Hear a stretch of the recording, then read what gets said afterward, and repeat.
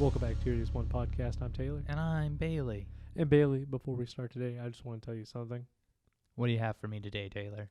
I want you to choose life, choose a job, choose a career, choose a family, choose a fucking big television, choose washing machines, cars, compact disc players, and electrical tin openers. Choose good health, low cholesterol, and dental insurance. Choose fixed interest mortgage repayments. Choose a starter home. Choose your friends. Choose leisure wear and matching luggage. Choose a three-piece suit on hire purchase in a range of fucking fabrics. Choose DIY and wondering who the fuck you are on a Sunday morning. Choose sitting on that couch watching mind-numbing, spirit-crushing game shows, stuffing fucking junk food in your mouth. Choose rotting away at the end of it all, pissing your last in a miserable home, nothing more than an embarrassment to the selfish, fucked up brats you spawned to replace yourself. Choose your future. Choose life. But why would I want to do a thing like that? I chose not to choose life. I chose something else. And the reasons? There are no reasons. Who needs reasons when you've got a podcast? Is that how that quote actually ends? Because it sounds like it should have been something a little different. What do you mean? What do you mean a little different? I just don't think it was about a podcast. Okay, well, what was it about? If it wasn't about a podcast, what the fuck was it about? It's about choosing life, bro. Oh, I thought it was about choosing heroin. Oh, if the movie is Trainspotting, that would be the case. Oh, that 1996 movie directed by my boy Danny Boyle. I mean, I don't know if he's your boy, but yes, that is the movie I'm referring to. I mean, I don't know. I would say that John Hodge is my boy, but he's not. He wrote the screenplay, and it was based off the novel by Irvine Welsh, who is definitely not my boy, because I didn't even know he was a thing until we started researching this. Well, I mean, I'm in the same boat with you. I also wasn't aware that this was also based off a novel, like a majority of the movies we've recently done. Yeah, why is that? It's just happenstance. It's the way it kind of plays out. But this movie is also starring Ewan McGregor and Ewan Bremner. Bremner? I think that's how you say that. I don't know. We here at 2 Idiots 1 Podcast don't know how to say things that are not English. Even if they are English, we mess it up more often than not. That's like Scottish. Right, but what I'm saying is, even if it wasn't Scottish, we would still be fucking it up because we're two idiots with a podcast. Oh, I see what you say. Sorry, I'm not smart enough to comprehend what you say sometimes. So, if you had to do a spoiler-free summary for this movie, Taylor, what would you say? If I had to do a spoiler-free summary of this, how do I do that? There's a dude named Renton. That's like the southern way of saying it. Renton, sorry. Rent boy? Mark Renton, played by Ewan McGregor, who lives his life as a heroin junkie. Heroin is his life. That's why in that quote I said, he chooses heroin over life. But one day he wakes up and decides that he needs to quit. But the only problem is it's really hard to quit something when you are drawn to the lifestyle and the people around you. So essentially, Trainspotting is about the struggles of one character trying to quit heroin when everybody else around him is constantly on heroin. I mean, I definitely understand what you're saying. However, I feel like it's more of like a cut into the slice of life of junkies. Kind of like how Requiem for a Dream was.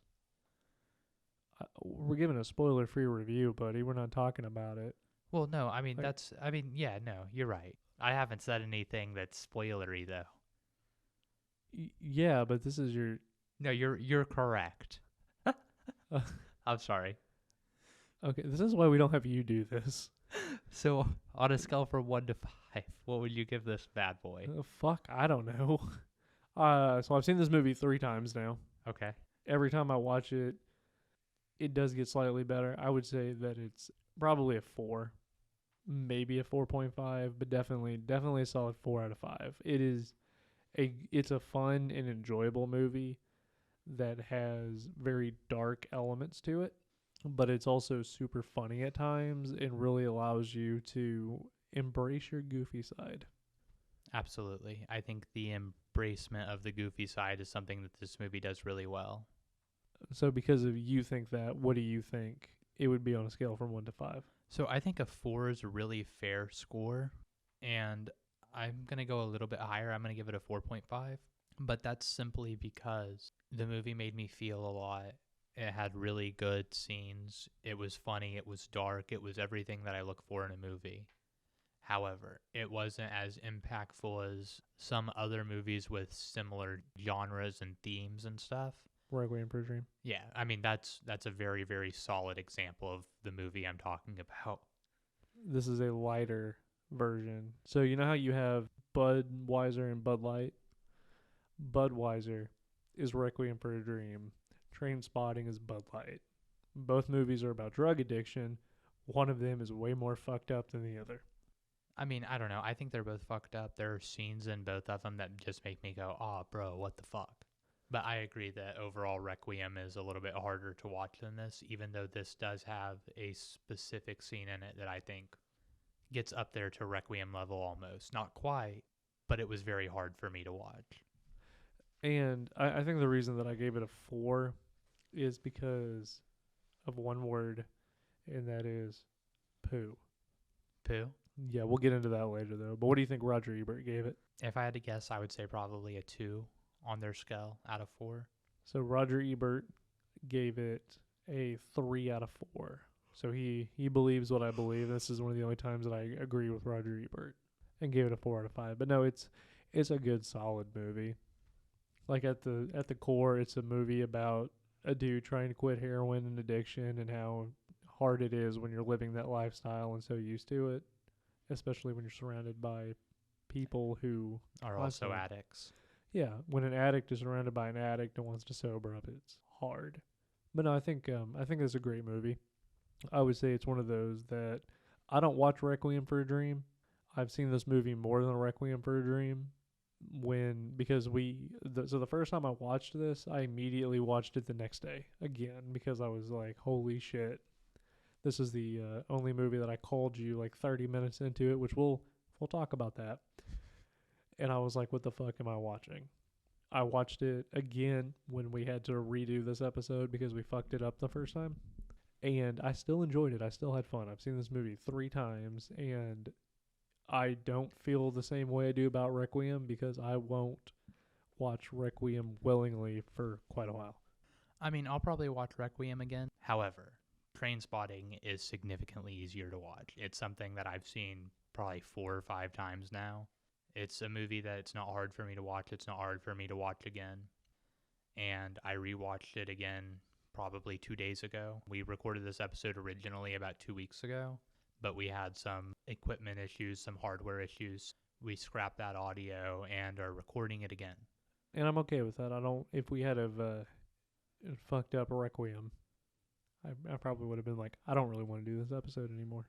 I mean, I think that we would have probably been able to, I think I would have been adamant enough that we would have redone Requiem had we messed that one up. You're not wrong. I'm just glad it wasn't something like The Lodge or Hell House or something that we watched and we did and we enjoyed, but it was I'm not going to watch it again. Yeah, so I feel like something like that we would have scrapped, but I think Requiem or Trainspotting, even if this audio is fucked up, we'll probably still make the episode a 3rd time.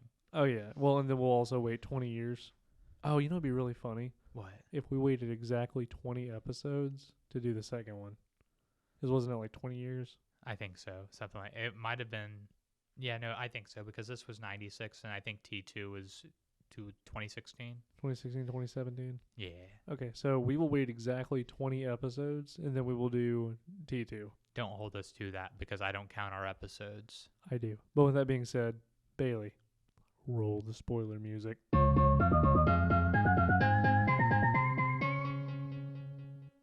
That was nice. I feel spoiled. I feel spoiled. Well, how do you want to start this? So, because it's the freshest thing on my mind, I want to start it with the one scene in this that I feel like wouldn't have been out of place in Requiem, and that's Baby Dawn's death. Yeah, this is by far, and this is really where Danny Boyle shines as a director. Obviously, he shines in this whole movie. Don't get me wrong. That scene is very hard and uncomfortable to watch. It's a tonal shift because this movie I feel like is broken up into 3 parts. The first act is the junkie act. The second act is the cleansing act, I guess. Like seeing the error of your ways, and The transition. yeah, That's probably a better word to call it. So the second act is the transition, and then the third act is the redemption. And in the first act, Baby Dawn's death is a real thing that happens because like there have been documented cases of child neglect and stuff. It doesn't make it any easier to watch. And the fact that he just hovers on this dead infant is traumatizing but necessary, I believe, at the same time to really show you the extent of these people prioritized getting high off of heroin over taking care of their baby. no, exactly. I think you're entirely right when it's showing their priorities. I think that it's probably the hardest scene to watch in this. It does take part during the first like third of the movie, but I think that this scene is actually part of the transition into Renton deciding to get clean, because he doesn't specifically say anything immediately after this scene about getting clean. But because of everyone's facial expressions and because of the clear impact it has on Sick Boy, which is the father of Baby Dawn. Which that's a very good line. Yeah. Where he talks about not knowing who the father is, and then Sick Boy is the one that goes, fucking say something. Yeah. And he immediately goes, well, now we know who the father is at least. I think that the scene is part of the transition from Act 1, the junkie phase, into, getting clean, the transition into sobriety, and into him moving away to start working on himself. I disagree. Okay. I think that the scene was the catalyst for the transition for Sick Boy, because the scene is responsible for him becoming a drug dealing pimp at the end of the movie. Yeah. Before this, Mother Superior, he had gone to Mother Superior quite a few times and even said within the first 15 minutes, I think, of the movie, where he goes up to Mother Superior and says, this is it. This is my last time. I'm not getting high. He says that repeatedly throughout the movie and still continues to do it. I think that the decision was always there before all of this. And the only way, I think his parents forced him to get clean. But if you want to talk about the true transition, it would be when he ODs. Baby Dawn's death affected him, but he immediately gets high afterwards, right? Yeah. Like he immediately starts boiling heroin and then shooting up. Right. That's how he deals with it. That's how the mother deals with it. And after the OD, he doesn't immediately go to heroin. Obviously, he craves it and wants it because he's in physical pain. He doesn't immediately go to it and use it as a crutch. He kind of, in that scene, when his parents are in the back of the taxi with him, seems ashamed. And he even refuses the cigarette. Like, his mom tries to offer him a cigarette. And I would argue that for Renton's character, that is the moment where he was like, maybe I need to stop doing this shit. And then the true transition is when his parents lock him in the room and say, you're getting clean. Yeah, sorry, sucks to suck, laying here with the train wallpaper and get sober. Yeah, because you can't go to the clinic. Because you even said it makes you worse. Yeah. The methadone was causing him to fiend more because it was enough to get him going, but not enough to get him off. Yeah. And I think that's almost exactly how he worded it too. Right. And he says that that's it. But I would argue that that's the catalyst. I don't think you're wrong in saying that this was the catalyst because it is for Sick Boy. Because Sick Boy's not the same. Yeah.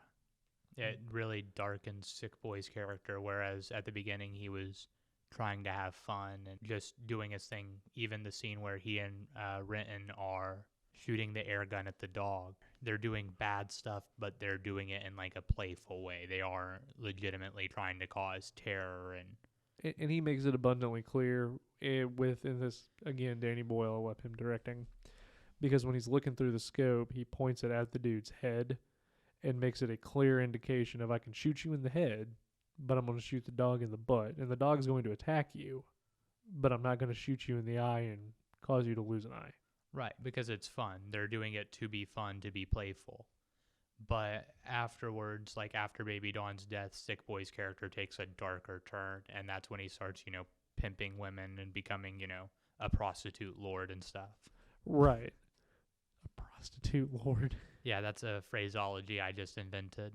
I mean, I think you could have done pimp, but yeah, prostitute lord. They both handle grief in different ways. One character that stays the same throughout the whole movie is Begbie. Hear me out. I mean, no, I agree. That's just not the one thought you were going to say, because I think there's another that stays pretty similar throughout.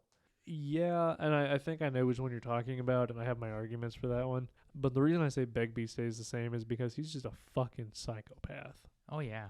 And Begbie's character is super interesting because he drinks, he smokes, but he doesn't do any drugs. I think in the movie, Renton says Begbie gets high off of people.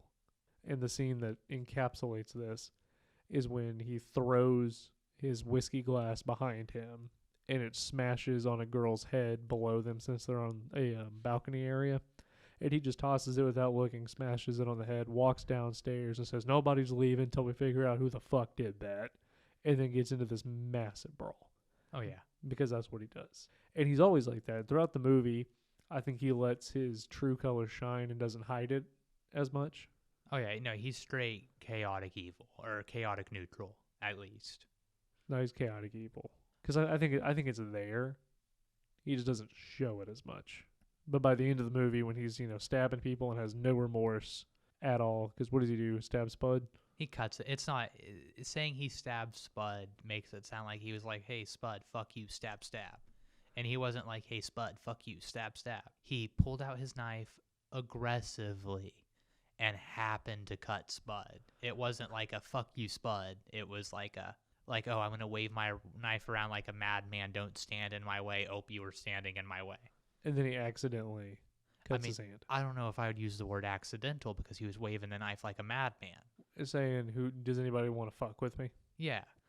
So it's not, I don't think that was anybody's fault. I think it was a little bit of Spud's fault for being in his fucking way and a little bit of his fault for being psychotic.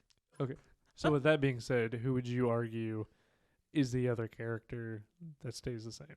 I don't think Spud really changes, but I think that's intentional because I don't think Spud is supposed to be intelligent. I think he's supposed to be the cool, like, he's fun to hang out with, but he's kind of dumb. He's your, like, simple friend you hang out with, which isn't me trying to be insulting.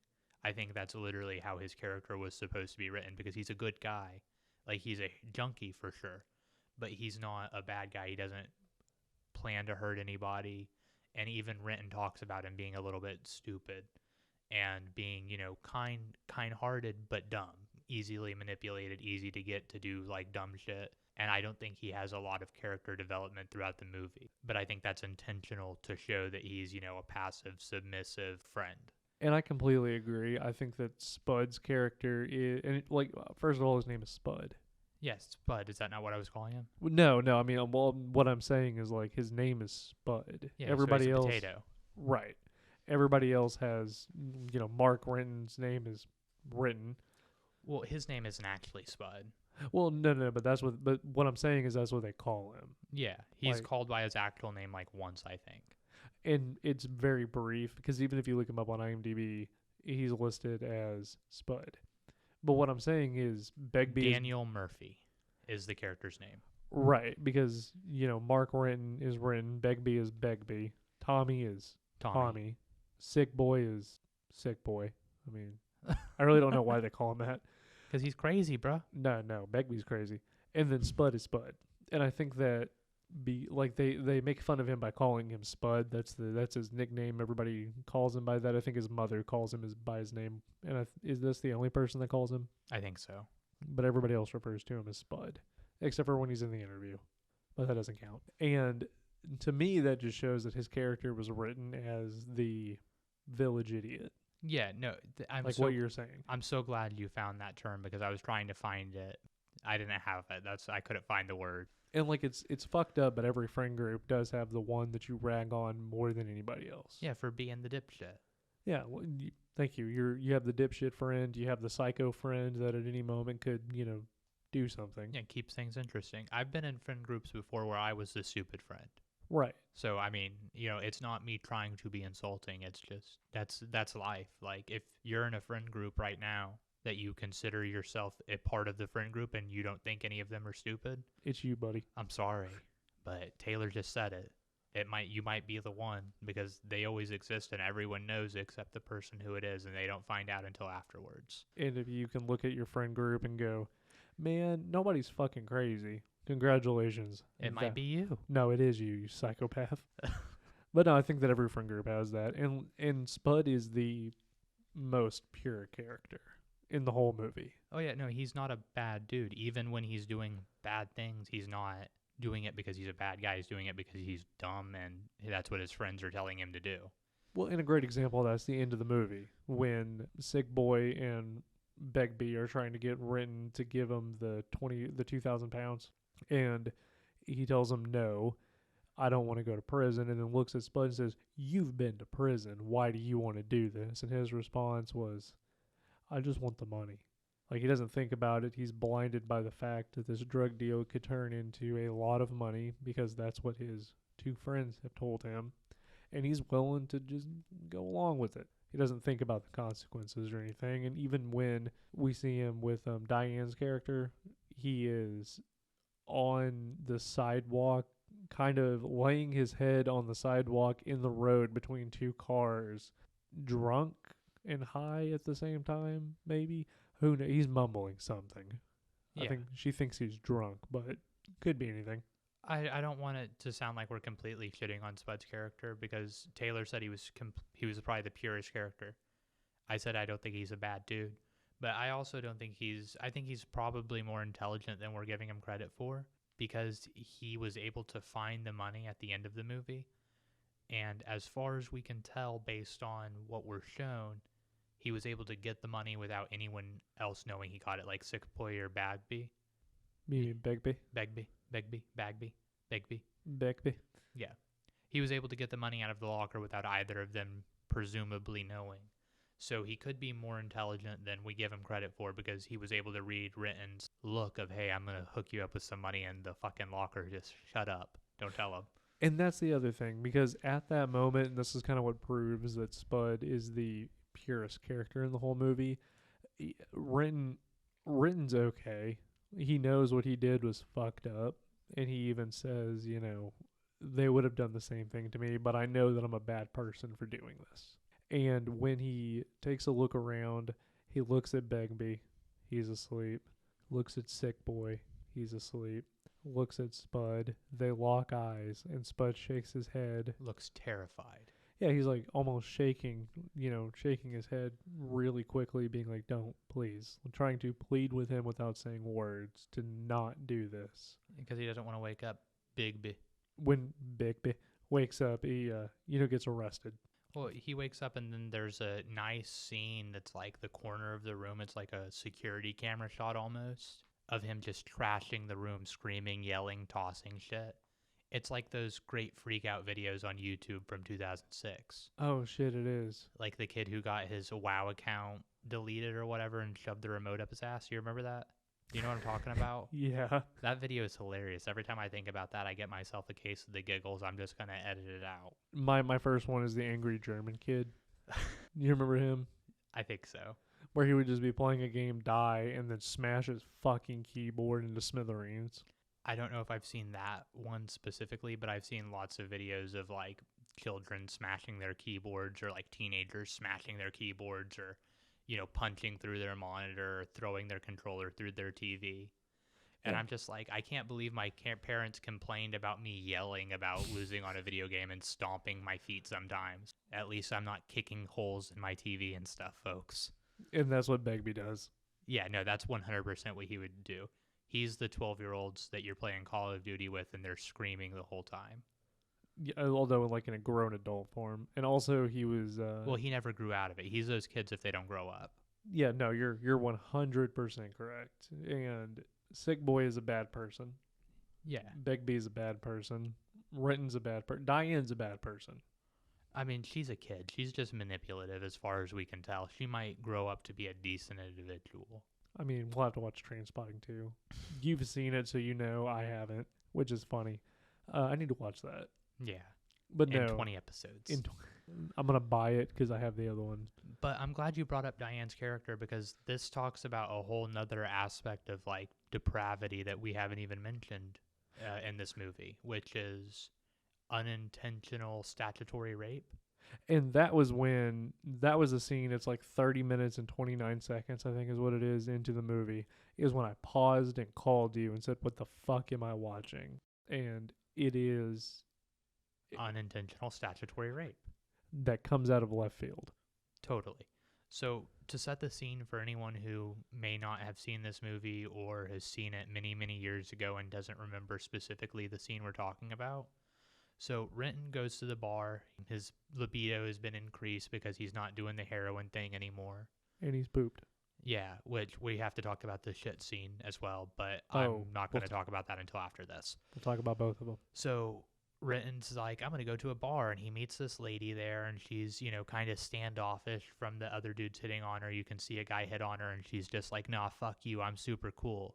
And naturally Renton sees that, and he's like, oh, I'm attracted to this flavor of woman. Well, hold on. You got to give her more credit than that, because she does the most badass fuck you thing I've ever seen when this guy comes over and is like hitting on her as she's walking out and has 2 drinks. And he like smiles at her and she smiles at him, grabs a drink, downs it, and then grabs the other one and downs it and walks away. Like, yeah. Fuck you. So she's just super cool. Yeah. And it makes Renton attracted to her, so he follows her outside of the bar. She's trying to get into a taxi. He's trying to converse with her. And she's like, nah, dude, fuck off. And then he goes and sits down, and she calls him to the taxi. And he goes back to her place with her. So she's at a bar. He's drinking, or he sees her drinking. And then they go back to her place in a taxi. So he's under the impression she's like a grown-ass adult. So they go up to her room and have sex. We don't see it. Yeah, in any graphic way. Yeah, you do. In a graphic way? You, In a graphic way? dog, did you watch the same scene I did? In a graphic way? You watch her ride him. Like, you don't see anything. Yeah, if you don't see penetration, it's not graphic. I mean, I saw Ewan McGregor's penis after this. That's not penetration. But So the sex scene itself isn't super graphic. You don't see any cocks or any vaginas or anything that you can't see go into the beach. there's like 3 going on at the same time. But you can't see anything you don't see go into the beach. And afterwards, he goes and sleeps on the couch out in the hall because she's being weird. He doesn't think anything of it. And the next morning he wakes up, he goes downstairs and hangs out with her flatmates, who turn out to be her parents. And when he's like, yo, bro, listen, you're a minor. We can't do this anymore. She's like, oh, I'll turn you into the police if you stop seeing me. So yeah, that's how the unintentional statutory rape scene plays out. And when he sits down and goes, oh, are you Diane's flatmates? And she laughs and says, flatmates, I'll remember that one. And they turn and look at her, and she's wearing a school uniform. As soon as the next scene popped up, I paused it at 3 minutes and 29 seconds and called you. I was like, oh my fucking God. Because baby Dawn had died, and I was like, oh, that's fucked up. That happened. And I was like, what am I watching? But see, the best hadn't come, because immediately following that, we get old Spud McKenzie. And I'm going to talk about this one. Okay, you talk about this one, and then we'll go to the worst toilet in Scotland. In Scotland. Okay, so this one is the second poop scene. But basically what happens is Spud is there too, and he's with his girlfriend, whose name is not important at all. None of these people are important. Not important, or you don't remember it? I don't remember what it is. Same thing. Continue. Yeah. Let me see. Let's see if I wrote it down. Was it Allison? It was Allison was Gail. baby Dawn's mom. Gail then. It was Gail. She's gonna fuck him. She goes on this monologue with Lizzie in the bathroom about how she's basically withholding sex and wants to fuck him, but it's funny to watch him squirm. And he's coming off of heroin. He gets incredibly fucked up to the point where she's half naked on top of him, ready to have sex with him, and then he like is passed out with his eyes rolling in the back of his head. So she looks at his wiener and laughs. Cold-blooded. She goes, oh, I'm not missing much. and then puts him in bed. And he wakes up the next morning, and he doesn't know where he's at because it's a small bed. And you see a spot by his crotch, so you're like, oh, he pissed himself. And then he pulls his hand out and has poop everywhere. So he has shit the bed, which was what Sid Haig wrote on my dad's picture of him when we met him before he died, rest his soul. And he tries to cover it up by stripping the bed real quick, and then he opens the door and walks in on them eating breakfast. And they're eating fucking pork and beans, which I thought was hilarious. But her mom is like, oh, well, I'll take care of the sheets. And he's immediately, no, I'll take care of it. Don't worry about it. And she says, they're my sheets. I insist. So then they start fighting over it. And at some point, the sheets become unraveled. And poo flies over everybody, all over the walls, over the table, everywhere. It's very obvious that it's like chocolate, but it's still disgusting. It's hilarious. I love it. I hate that scene. It's not as good as the worst toilet in Scotland. This one was worse. That one, I was like, oh my God, what the fuck? The worst toilet in Scotland I watched and kind of gagged a little bit. I was like, that's nasty. See, I don't know. I thought it felt almost surreal, especially when he like gets in there and it's all like blue, pretty water. And when he comes out, it's just like he's wet but clean. And that's fine. It's the initial part before. It looks so funny. It looks disgusting because you see like little pieces of poop on it. Like we're going into like really graphic detail with but this. You know it's chocolate. It doesn't matter. It's known. It is known. Okay, when I watch the 120 Days of Sodom, I know exactly what they're eating. What are they eating? They're eating fucking marshmallow with a shit ton of salt that has been dyed brown to look like poop. Like, I know what they're eating. Wait, really? Yeah. That movie is so much easier to watch now. But yeah. Yeah, none of the other shit is in that movie. You're like, oh. But they didn't tell the actors. So, fun fact, they didn't tell the actors that they put salt in it. They thought that it was a nice marshmallowy treat, so they were genuinely excited to eat it. And then when they bit into it, their facial reactions are real because they spiked it. And they didn't want to eat it after that. But no, like I know what it is. It doesn't make it any easier when he's digging around in the toilet because he put opium suppositories to help him come down off the heroin easier in his rectum because they're suppository. Well, and he also says, "What good are these going to do? I better just shove them up my ass." Which I thought was funny because they're suppository, so you're supposed to do it. It doesn't matter. But yeah, he forgets about it because once you come off heroin, you're no longer constipated. So he has to go to the worst toilet in Scotland and shits, and somewhere in there realizes that he has shit out the suppositories. And because they're suppositories and he's coming off of heroin, he digs around in his poo to find them. Yeah, he does. And he's gagging. It's disgusting. I'm gagging. It's disgusting. And then I'm laughing. It's hilarious. My roommate is sitting next to me gagging because he thinks it's disgusting, and I'm giggling like a madman. And then he goes a little too far. He digs a little too deep. Are you talking about when he starts swimming in it? Yeah, he like goes down into the toilet. Dude, that shit is surreal and amazing. I love that scene. That scene is fine. It was getting to it. Well, no, getting to it is what makes it so powerful and so like surreal and like fun, because it goes from this horrible, horrible bathroom where the walls are like brown and covered in like, you know, shit and other gross stuff. The seats of the toilets are like broken or missing. All the stalls are fucked up. All the urinals are fucked up. But then he loses his heroin and he's digging around, and all of a sudden he basically falls into the toilet, and he's in this like pretty blue ocean scene almost, and it's got really relaxing music, and he's just swimming around, and then he sees this magical little heroin bag, and you can see the joy on his face as he reaches for it because he's finally found it. I thought that scene was done so well because it almost feels like he's clean in the water, because water has like a cleanliness to it. And from it showing how dirty the water was, but to him finding the heroin, and once he sees it, it's just clear water that he's joyously swimming around in. I think that's awesome. But I could also be stupid and not know what I'm talking about. I just think it was done really well because of that. because of the dichotomy between the shit toilet and the pretty water that he's swimming in. No, this is an excellent example of dichotomy. Don't get me wrong. It's a great example of dichotomy. However, the way that it uses it is something else. That's why it's so good. It's a really good scene when he's in the water, and then when he comes out of it, it's like he's being birthed out of the toilet. And he's clean. He is. That's the important thing about it, and that's the important for like the symbolism that I'm trying to like pull out here. I don't know that it's there, but what I'm trying to reach for, him coming out clean after it being so filthy, is what's important.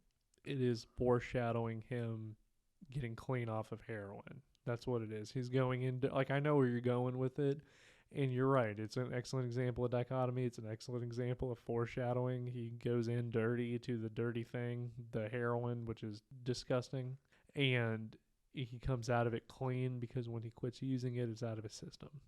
Or you could say that it's a symbolism of him feeling bad, and he comes out happy and pure and in bliss whenever he finds the heroin, which is him using it because he's high. Yeah.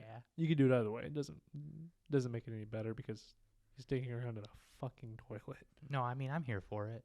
Now I do want to talk. There's one character we haven't talked about, and in my mind, this is the most tragic character in the whole movie. Tommy. I mean, Tom. Do you not agree with that? Because I think the Tommy is. I mean, I don't know if the most tragic, because I think Baby Dawn is probably more tragic.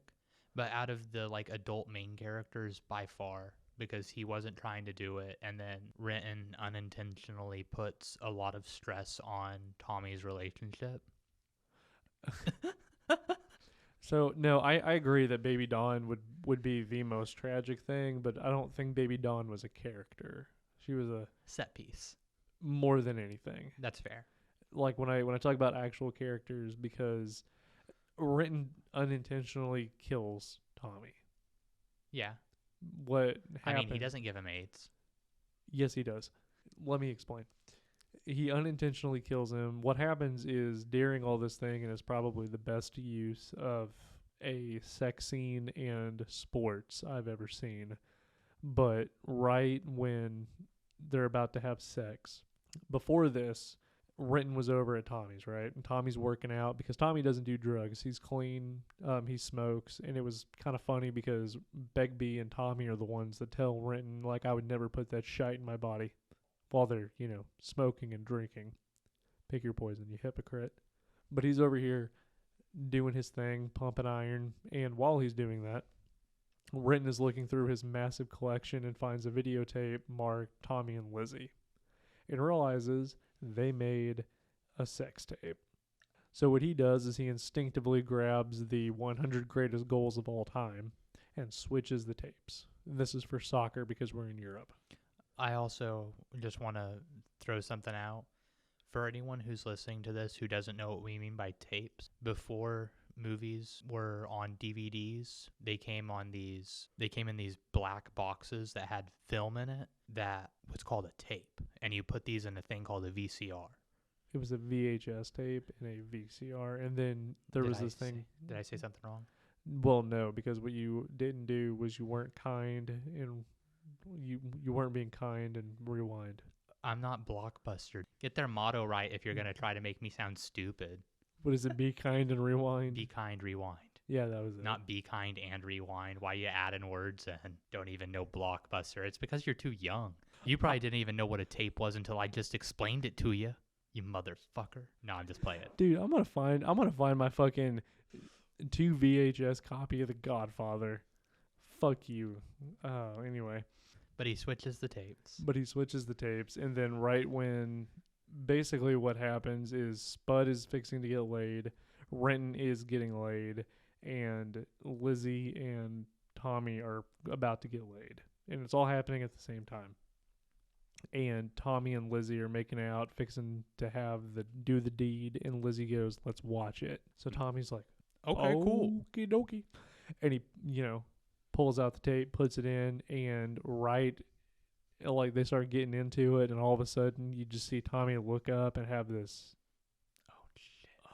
oh shit moment, and all you hear is goal right as Renton comes. Yeah. It was kind of funny. But him and Lizzie have a huge fight. He thinks that he returned the tape accidentally to the video store. They go to the video store and it's not there. Lizzie breaks up with him. And because of that, Tommy goes to talk to Renton. Now, before this, Renton has said that heroin is better than sex. It's like take the best orgasm you've ever had, multiply it by 1,000, and you're still not there. That's what heroin does to you. And because he has said this, and Tommy is depressed because Lizzie broke up with him, he wants to try heroin. And then he says, I'm an adult. It'll be fine. So Renton reluctantly gives it to him. Like, you're an adult. I'm high. Who cares? And he shoots up for the first time. But that starts an addiction. Tommy becomes addicted to the heroin, which causes him to use dirty needles. It gives him AIDS. And the worst part is that you can see this transition because before he started doing drugs, and this is why I think that he's a great representation of addiction and like the junkie lifestyle. He had a really nice apartment, and the walls were pink. There was color. It was the only place that had color. All of the other apartments and areas that they were in were just trap house shitholes, right? And when Renton gets clean and visits him, there are, AIDS freak or AIDS? There's derogatory like junkie AIDS trash. That's it. Or junkie AIDS infested something along those lines. And there are 3 different sets of graffiti written on the walls outside of his apartment, which when you walk inside has turned into a shithole. Like the walls are stained black at this point. It looks like the wallpaper had been ripped off. Everything that he had owned is now gone. Right. That's something that you didn't really mention about his apartment. So not only did it have pink walls and this and that, but there was stuff in it. There was like a wall of movies or VHS tapes, a soccer ball, a workout bench. Yeah, there was like stuff showing that he had things and had hobbies and stuff and, had a life outside of drugs. And when you go into it, the only thing that he has now is a flat soccer ball, a single chair instead of this nice couch. It's like a little foldy chair, and a shit-stained mattress that is in the middle of the living room that he goes to and clings to. And you can tell that he's sickly. Yeah. You can tell he has AIDS. You can see the sores and stuff all over him, and you can see, how much weight he's lost and how his body's degraded. Degraded? Yeah. Degraded, yeah. Yeah. And it's sad. No, it's unbelievably bleak and depressing. And it's even worse when he dies because of a disease in cat poop. Yeah, toxoplasmosis.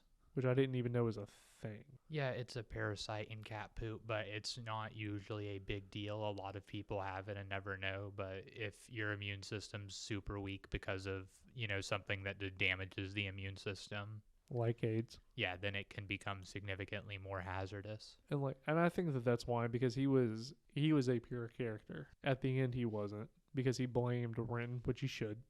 I wholeheartedly disagree that he should blame Renton. Like, I don't think Renton should have given his buddy who had never done heroin. However, I agree with Tommy's statement that he's a grown-ass adult, and if he wants to do it, he should do it. This isn't the place for it.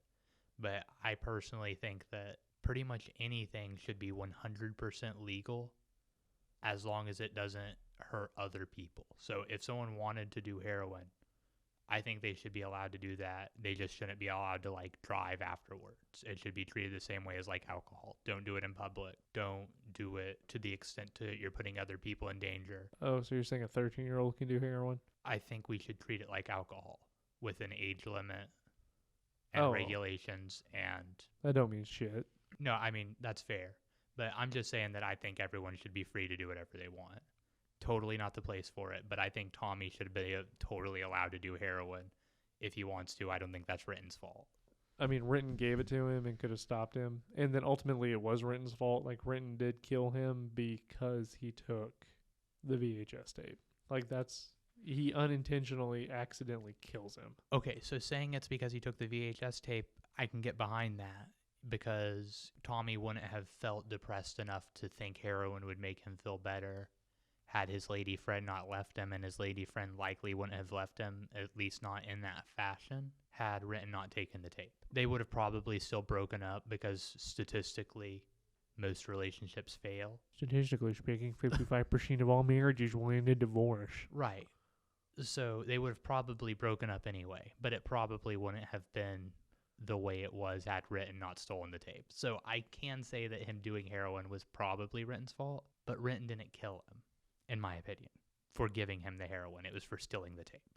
Yeah, he killed him because he gave him the heroin from stealing the tapes. Like, thank you for confirming that. No, giving him the heroin's not the problem. It's stealing the tape, which made him feel the need to do it in the first place. Yeah, he wouldn't have ever had to give it to him. He would have been able to find it anyway. He would have been able to find it elsewhere. This isn't Requiem for a Dream where a big portion of the plot is them trying to find heroin. In this, it's pretty much readily available whenever they want it. Yeah, they got Mother Superior. So speaking of that, I do want to talk about the one scene that I think is the coolest shot scene in the whole movie. Okay, hit me with it. The OD scene. When Renton, and I liked the setup for that scene too, where Renton goes to Mother Superior and says, he goes, "What will you be having for us?" "So your regular table?" He goes, "Oh, absolutely." "And what's on the menu?" "Oh, how does he say? Hardcore drugs." Like, I'll skip the entree and just go straight to the hardcore drugs. And serves him up heroin after he had taken 3 doses of methadone, which causes him to sink into the shag carpet. And that scene is beautiful because the rest of the time, when Renton is ODing, the way that it is represented is he has sunk into the shag carpet and we're looking through basically like a little slit. And the entire time that he is ODing, that is his POV is that 2 red shag carpets on the side that he is sunken into, and everything is just going past him and he's not sure what's going on. It's a really interesting perspective for it to have been shot in. And it just looks cool. I think it looks super cool as well. If I had to say my favorite shot of the whole movie, OD shot. That's fair. I would imagine you probably know, but if you don't, do you want me to tell you how they did that? Oh, I don't know how they did that. How Do you they know do it? No, I do, but I was trying to Oh, okay. make the audience think that you knew something that I didn't know for the first time. So I mean, it's not. I'm sure there's been plenty of times I've said things you weren't aware of. I mean, we could have played it off like that, but you've already fucked it up. So, Well, I do mean, you want to try it again? I mean, do you want to do it? Do you want to tell them? Well, no, because I don't know, Bailey. I'm not opposed to them knowing that you know, and I'm just mansplaining to you. Yeah, no, I don't know, Bailey. How? So they the way they did that shot, bro, was basically there's a trap door, and he's lowered onto the trap door. It's like a fall away floor. Oh, that would explain why it looked like he was up significantly higher, looking down on him when he first ODs. Yeah. Huh. That makes so much sense. And here I thought he actually sunk into it. All right. I'm sorry, I'll quit being an asshole. No, you're okay. I think it's funny. Well, no, I think that's my favorite shot. What's your favorite shot? It's really hard to say, but thinking about it right now, my favorite shot is probably the Spud poop scene. And that's just because it gave me the giggles. My favorite shot's when they shoot up heroin. Yeah, no, my favorite shot is when they've got like heroin in the prosthetic arms and they're like shooting heroin into their prosthetic arm. Something about needles, like and that's the other thing that I say, like I know how they shoot them. I know how heroin shots are done. I don't. Like in real life, I have no idea. Oh, I was talking about in movies. Oh, in movies, yeah, through I know how prosthetic arms. Well, no, like the way they have the mechanism where the plunger isn't really a plunger but holds, I just hit the mic, the boomstick. Aha, Army of Darkness. We did that episode. Go check it out. Call back. Yeah. But where the Wait, if we're doing callbacks, who's the director of Army of Darkness of this movie? of this movie? Danny Boyle, I think, right? Yeah, callback. Oh shit. Are you saying that Danny Boyle did this really awesome movie? 28 Days Later? 28 Days Later with Danny Boyle and Alex Garland? Holy shit. Alex Garland? Ex Machina? Alex Garland? Annihilation? What? I'm sorry, continue. Those are callbacks to previous episodes. If you haven't listened to him, you should check him out. But anyway, like the plunger, when they push it down, goes up and fills it with the liquid that's already there, the blood, quote unquote, since that's how you do heroin. And when they push it in, it's a retractable needle that just goes in on itself, so it looks like it's going into the arm. Then why did they use prosthetic arms for this movie? Fuck if I know. Make it look cooler. Do you think, this is me genuinely asking, I'm not trying to like lead you to something. Do you think that the reason they use prosthetic arms for this movie instead of, or do you think they use prosthetic arms because they didn't have those needles or those syringes? Possibly, I could also see it from like a stylistic point of view where it looks real. That's fair. Because, like, let's take the heroin scene from Pulp Fiction. He's using a retractable needle. Yeah. You can tell that it's not piercing the skin. Yeah. It's kind of hard to tell in this movie because obviously it's a prosthetic arm and you can tell, but it does look a lot more like it's going in. And if you have a prosthetic arm, you can kind of jam a needle in there. Yeah, I'm sure it wouldn't be a problem. Because that's the same thing that they use for nurses when they're training, right? I have no idea. I thought they used like pig skin or something, or that might just be tattoo people. Tattoo people use pig skin because it mimics human skin. And then once a nurse trains good enough, they'll use like real people. Yeah. And if you're one of those brave souls that volunteers for that. That's why I don't fucking like needles. Because before people can give you a needle at a hospital, they have to train on a bunch of other people first. No, because every time I've had my blood drawn, and I think the moment that it really fucked me up was in college. I was donating blood, and she had to stick my arm. She stuck my arm so many fucking times to try to find the vein that the entire ditch was bruised. Well, it sounds like you might be a little, maybe a little dehydrated then, because my veins pop up really well when I'm hydrated, but if I'm dehydrated, they have to like give it to me between my fingers and shit. Dude, she popped up the one that's not tattooed. My non-tattooed arm could not find the fucking vein. Found it within 2 tries on the one that's fully sleeved up. That's funny. No, it's not. It was fucking horrible, and I'm like, I hate you. But yeah, that's why. Isn't it feel? I don't know when they like dig her. I don't know. Anyway, not the point. I would never do heroin because I can't do needles. Oh no, I would be terrified. I would be so afraid that I'd be like, oh, what if I miss and accidentally kill myself? Because can't you accidentally like shoot air or something into your vein and like die from that? Doesn't it make your heart stop? Yeah, but you can do that with any needle. Right. That's why I would never. That's why I don't use needles. Like I don't do drugs, obviously. But even if I was to, I wouldn't do anything like that. Simply because I would be so fucking terrified of accidentally killing myself. You know what I mean? Yeah, that's why one of the ways that if you want to, I don't know if I can say this, but one of the easiest ways to murder somebody is just to stab them with a needle, like with a syringe full of air and plunge it into them. Like you can stab them anywhere. It does not matter because once it goes to your bloodstream, if you get air in your bloodstream, if you ever wondered why they flick the needle before they stick it in you, it's to get the air out. No, I knew that. Well, I'm telling our listeners. I mean, okay, I'm sorry. I forget you guys are there sometimes. I'm not mansplaining like you, Bailey. Oh, no, I mansplain the shit out of stuff to you all the time because I think you're stupid. Oh, I know. I don't actually think that. I'm just playing. No, I'm idiot number 1. Yeah, I know. I'm the dumb one. Yeah, dumbass. But no, that's why they do that. So anyway, Trainspotting is a excellent movie. Question. Answer. Do you like the drug scenes, like the shooting up scenes from Trainspotting more, or the shooting up scenes from Requiem more? They're different flavors. Oh, hard facts. An opinion-based podcast. No, the drug scenes from Requiem feel more like a drug scene in the sense that it's chaotic, fast-paced, and you're not really sure what's going on. If you really want to see what a drug scene is like, then shooting up heroin and watching a needle go in someone's arm and seeing them draw blood to mix with the heroin and then plunge it back into themselves and the instant ecstasy that they receive after they've, shot the whole thing in them. Trainspotting is very fucking good at that. And I think that's why they're on different flavors. It's different styles. If I had to pick, though, I would say, I mean, from a stylistic perspective, Requiem is better. From a pure, this is how drugs are stance, more realistic stance, I guess, Trainspotting. Does that make sense?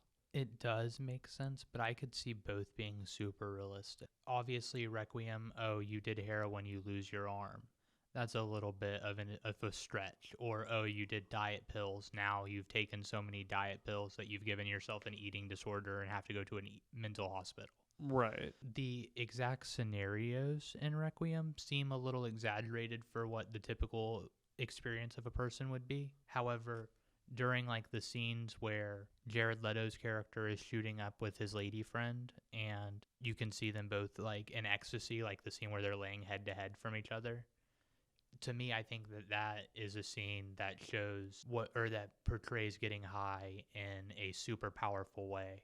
Whereas there are few scenes in Trainspotting, the only one I can think of is right after Baby Dawn's death, where I feel like it matches the same level of energy directly related to drug use and feeling better. Or even the scene in Requiem where they're laying in bed fighting about taking another hit of heroin, and then they take the hit and they're both super stoked on life, whereas they were miserable beforehand. Like, I don't know. I think it's done super well in both. Yeah, but I think again it's different flavors. Requiem is more of taking drugs to escape pain, where Trainspotting is taking drugs Because it's your lifestyle.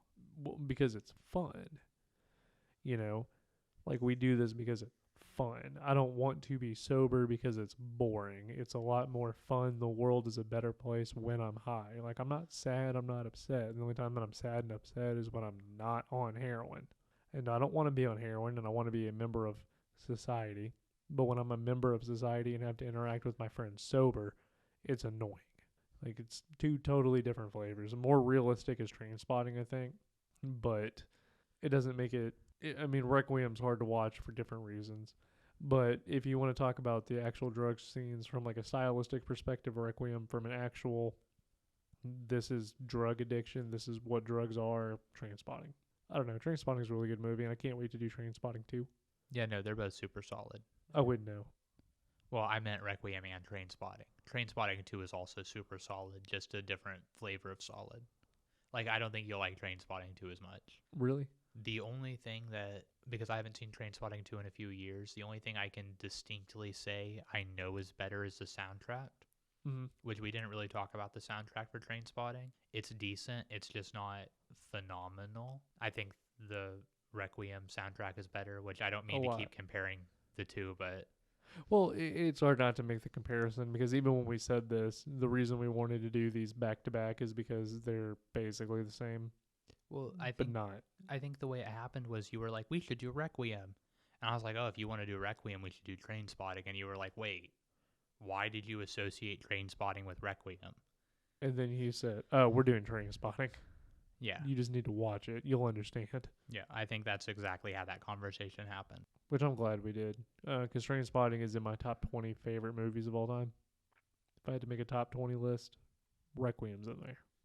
With a 4, it's in your top 20? For Trainspotting? Yeah. Yeah, Requiem's in it too. Requiem's higher. Right, but what I'm saying is a 4 being in your top 20, I would say that my top 20 are probably all 5s. But I also be flinging that 5 a lot easier than you.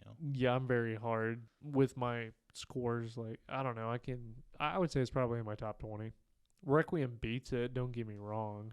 But, you know, Trainspotting is a more fun, enjoyable movie, and that's why it's in my top 20. Because the way that I look at my top 20 list is what movies am I going to go back and revisit. Because you can also get in there. Like, yeah, Requiem had a higher rating than Trainspotting did, in my opinion. I think that it's a better movie, but which one am I going to watch more? Which one am I going to show people? Which one made me go, oh, fuck. Like, the first time I watched Requiem, I didn't watch it the next day again. I did with Trainspotting because I enjoyed it. And I look at movies like that, and that's, again, my top 20. So if that's the case, since this is probably going to be one of the last episodes we release this year, I think we'll probably have like 3 or 4 more. Two or 3 more.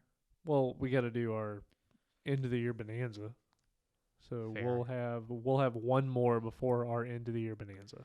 So then I'm just gonna say it here then because I don't think it'll matter. If that's your scoring system, like how soon after watching it did I want to rewatch it, I would say that Barbarian is probably my favorite movie this year, even though I think I liked Pearl more. And the reason I say that is because I've seen Barbarian 3 times. I've only seen Pearl and X twice a piece. But I've seen Barbarian 3 times. Okay, I can't wait to do our end of the year bonanza. But with that being said, what do you have for Bailey's Babbles? My Bailey's Babble is going to be the comparison between Trainspotting and Requiem. But we've kind of been doing it throughout. Yeah, so for Taylor Talk today, why do you think we treat people differently? So here's what I'm talking. I'm going to give you some examples, okay? This might get like super deep. I've lost weight. People treat me differently. Women are more receptive to me because I've lost weight. Hold on. You're looking at me weird.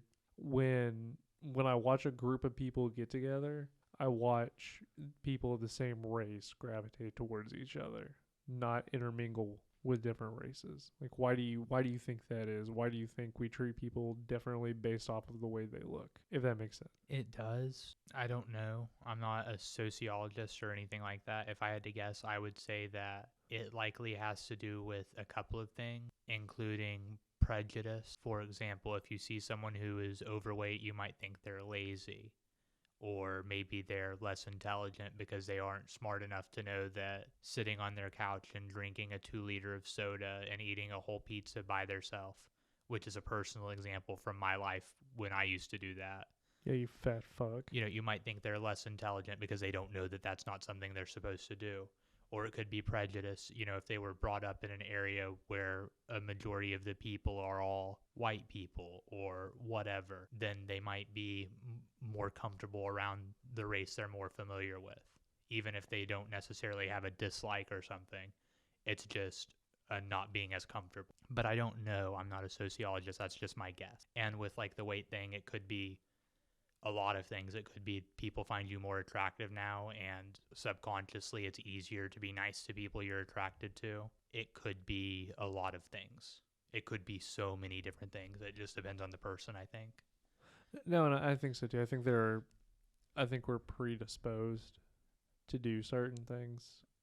I think that it's a natural human thing to gravitate towards people that look like you as opposed to people that don't. Is that wrong to say? I mean, I don't know that it's wrong to say. I just don't think it's true. You don't think it's true? I don't think it's naturally true.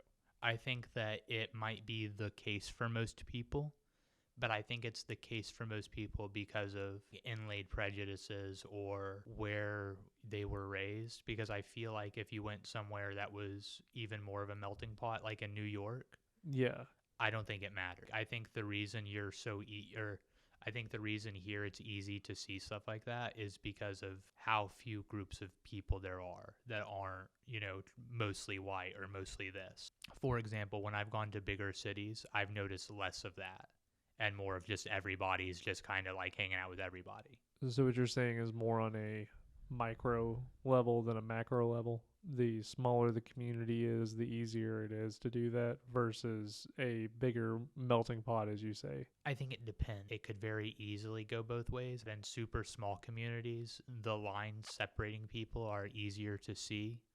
And because of that, it's easier to see distinctive groups like, oh, this group is wealthy, this group is, you know, less wealthy.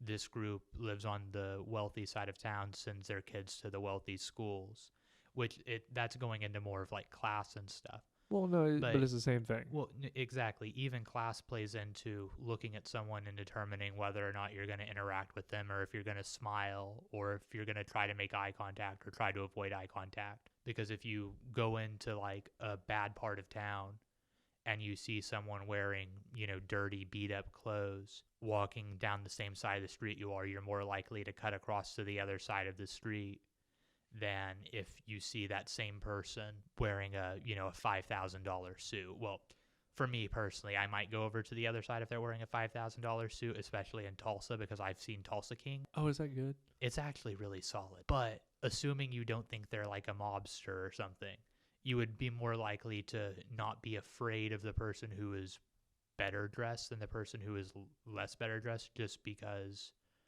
people are predispositioned to think poor people are more violent or more likely to steal from you or more likely to do X, Y, or Z. I'm not saying it's true. I'm not saying that's my opinion. I'm just saying that based on, you know, anecdotal evidence from me, that Societal is how a lot factors. of people react. Yeah, exactly. I think that I don't know. I hate that we're having this conversation because I don't want it to sound like I'm saying. No, because what you're saying is that society tells us society is very class-based. Like class is a thing that humans have created that essentially we're predisposed to do it because we all think that we're better than everybody else. You don't think so? Well, I mean, No, I mean, I don't think I'm better than anybody, but Well- I'm also my least favorite person, so. but like take it back to the ancient old ways where you had the hunters and the gatherers, and you always had the hunters that were trying to out hunt the other ones. Oh, I'm the best hunter. Look at me. I just tore this mammoth's head off with my bare hands. You had to use a spear. Fuck you. I think that we're always naturally able to do that, and once you get into society, especially with today. It doesn't matter if you're strong enough to rip a mammoth's head off. Right, and you're stupid if you don't know this. Like, even in schools, and this is why I think the school system fails, is because it doesn't teach you skills. It teaches you how to conform. Rick says it better than I could, but school isn't a place for smart people. No, like school teaches you how to conform to the world, and basically, school sets you up for failure to be in the middle class. Like it. No, I mean, school sets you up for success depending on what you want to be successful at. If your goal is, can you be given information and then perform a basic task based on the information you were given? Can you be taught the basics of something and then apply that? That's the kind of stuff that school is teaching you. It's teaching you basic like memorization and how to study for a test by memorizing essentially pointless facts about something. It's not teaching you critical thinking or applicable skills to like how to learn better, Right, it's or how to you, think better. It's teaching you that point A and point B, and you can only go this way. Yeah. No, I mean, I agree that we could have a very long conversation about the issues with school systems, especially in the U.S., but Right. I don't know if this is the place for it, bud. Don't worry, we're going to make a separate podcast called Hard Facts, an opinion-based podcast, where we're just going to talk about this shit, get into some deep philosophical things. And probably immediately accidentally say something we shouldn't say and then feel bad. And if we offended you today, we're sorry. No, I mean, legitimately speaking, if any of our comments regarding drug use or, poor people or wealthy people or anything like that offended you, I assure you, at least from me, I meant nothing ill will towards anybody. I love everybody equally. And I just, I'm not trying to be mean. I'm just saying how I feel. Yeah, and I don't give a fuck. So. No, I know you don't. I don't want people to think I'm a dick. I'm not. I mean, I don't know. Out of the two, I'm really interested who's the bigger dick. Like, when people listen to this, who do they think's the bigger dick between me and you? They probably think I am, simply because when you do something wrong, I'm immediately like, oh, fucking dipshit Taylor, you stupid piece of shit. And when I do something wrong, you're just like, oh, it's okay, Bailey, don't need to worry. When it's funny because in real life, when someone I don't know does something wrong, I'm like, oh, dude, I'm so sorry, it's okay. And Taylor's like, oh, fuck you, you stupid piece of shit. So it's funny that it's opposite in real life for how we react when people, slight us. That's not how I react at all. You're way more of the dick for that one. It was just a little jokesy. Taylor doesn't do that. He's just as nice as me to people in real life. I can't believe you did that. With that being said, we're going to end the episode now because Bailey has tarnished my reputation. It's all jokes, baby. Nah, it is. We're nice people. And because we're nice people, feel free to reach out to us on social media. You can find us at @2idiots1podcast. I think our Twitter is at 2idiots_1 podcast. That's the number 2 and the number 1. Okay. Our Twitter name is 2idiots1pod.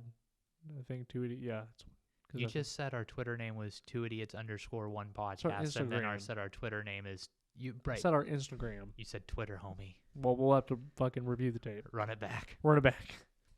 Because in my mind, I said Instagram. We have a Facebook page, 2idiots1 podcast. We also have a fan page that you can interact with. If you're really cool and you want to get into our select group of people, of like-minded individuals that talk about movie-related shit, get in our 2idiots1 podcast group on Facebook if that's what you're into. They're called communities now. Oh, I'm sorry, communities, not Facebook groups. And if you would like to follow our TikTok, you can. There's not really much on there. We don't know how to use it. If you have any suggestions on how to beef up TikTok and make us cool, let us know. We will probably be adding more videos to TikTok as time progresses. Also, links to all of that is in our link tree. Which is in the description. Yeah, if you just want to click that, if Taylor read the names too fast or accidentally read the wrong name or handle. or maybe he did it right and I just misheard. Alternatively, you can also send us an email at 2idiots1podcast2022@gmail.com. Yeah, and alternatively, you can text me or call me. That works too. At 918-864. I'm not cutting it out. You're not gonna cut that out. Yeah, that's my phone number. And give me a call. Let me know what's going on in your life. Tell me how much you love the episode, or don't. Anyway, this has been 2 Idiots 1 Podcast. I'm Taylor. And I'm Bailey. And thank you for listening. I hope you have a jolly good evening. Bye-bye. Bye.